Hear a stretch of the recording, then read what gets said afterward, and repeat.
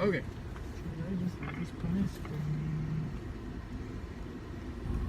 So, we're picking up my birth control, and I haven't been in birth control in like 5 years since the wedding. So, this is hilarious. And I'm really wondering how much it's going to cost us, since insurance doesn't really cover much for infertility, but I don't know how they're going to do this. It's not the one that your doctor prescribed, but it's so similar. It's not the same brand, it's the same, different manufacturer. She gave you one refill. Okay. Have a nice day. Is it paid for? Is it free? Whoa. There is no copay. Oh, there is none. None. Okay. It's awesome. free? Thank you. Woohoo! Free meds! Birth control, they'll pay for you. Okay. wow. Awesome. Okay. Thanks. Nice.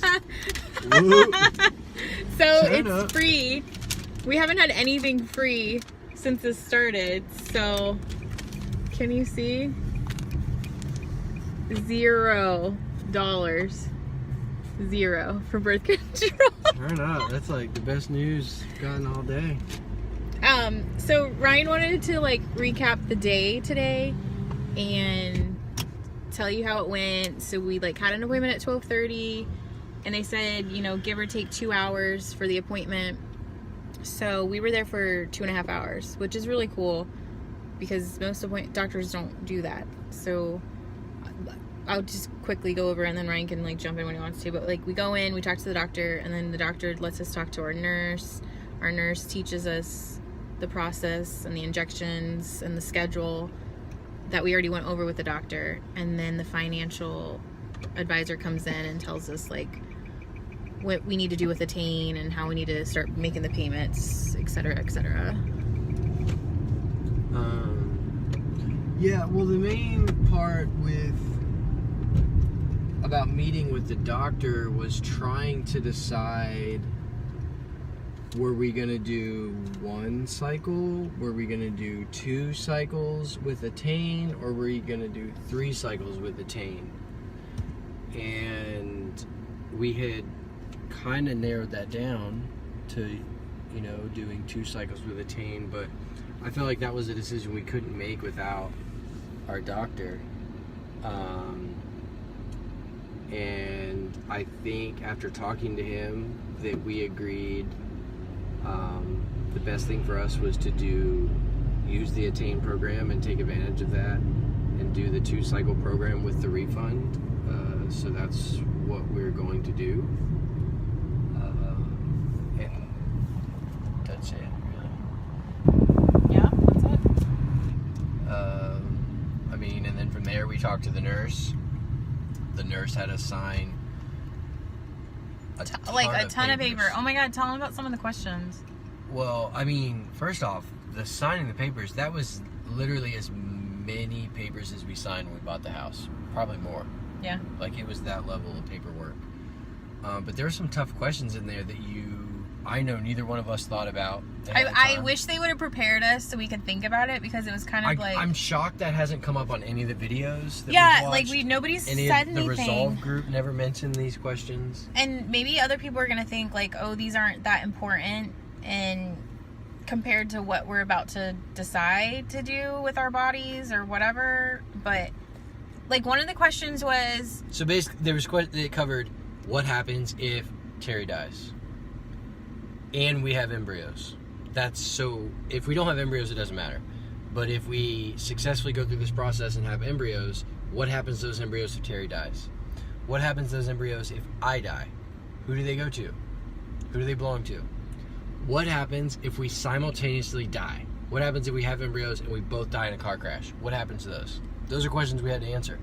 Yeah, like spur of the moment, like had to answer those questions right then and there. And they were it was really emotional, because like, I don't want to think about Ryan dying, and I'm sure he doesn't want to think about me dying, but so we give each other our embryos, like, it's insane. And then they asked like the divorce question, like who gets the embryos when you're divorced? Like, I said you could have them, right? yeah, you said I could have them. So It's whatever. on public knowledge. Yeah. But anyhow, now, so we weren't really ready for some of those questions. Yeah. And then there's questions about like what happens with them after you're 55, because you can't use them, or that our clinic will not let you use them after the age of 55. So what do you do with them after 55? And kind of got into a little argument about that. Because there's not like there's not a good option. Yeah, like it's like destroy them, donate them to the clinic, donate them to science, but they're not going to make a baby out of it. They're just going to freaking mess with it like it's a guinea pig. And we don't want our embryo to just be tested, and I don't know. No, to me, I want to just donate it to a random couple. Is to donate it to someone who needs it. Yeah. And that option wasn't really there. Which is stupid. So what we ended up doing was just donating them to an adoption agency. But like, she wouldn't give us that answer until Ryan started to throw a fit. Like, these are horrible options.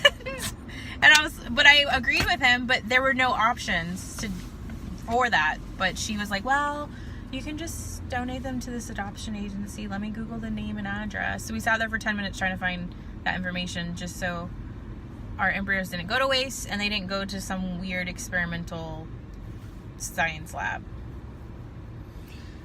Yeah, that's all. The rest of the stuff is finance, and that's all boring and so stressful. I mean, we know what we're doing now. It's like birth control. Did I already talk about this? No? Yeah, they saw us pick up the prescription. Well, yeah, so birth control for the next 2 weeks. We'll be ordering our injectables. But here's the thing. Are you going to release this video soon? Or are you just going to wait till the end? I'm going to wait a while. So this isn't real time. But, yeah, so real time, it's Good Friday. Good Friday, March 30th. I'm starting my birth control. And then Monday we're ordering the drugs. And then from 2 weeks, they'll tell me, start your injections. And then I'll be going in for monitoring for like 1 to 11 days or something like that. And then they'll be telling me what drugs I have to inject in my stomach. And then on day 11-ish or more before that, we'll do a trigger shot. 36 hours after that, we'll do the egg retrieval.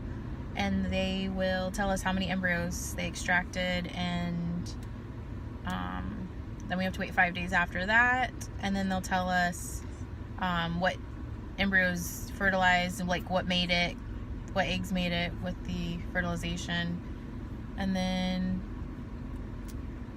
they freeze them and they send them to genetic testing, and then once the genetic testing's done, we'll find out if we have good embryos. And then we have to wait like another 5 weeks for the transfer, just because we have to wait for another period to start. So it's like go, like get all these drugs in you, and then it's going to be like, okay, you have to wait 5 weeks first to do the transfer, then you have to wait like another 2 weeks to get a pregnancy test. So we'll let you know how that goes.